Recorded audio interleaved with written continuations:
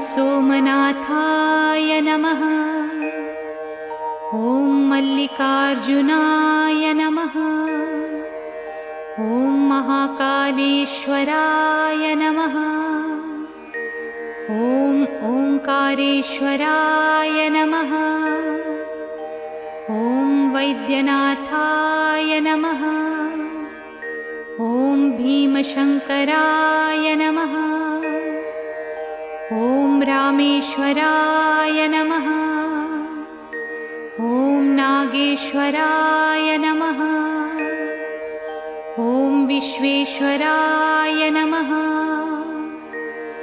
ॐ त्र्यंबकेश्वराय नमः। ॐ केदारेश्वराय नमः। ॐ भुस्मेश्वराय नमः।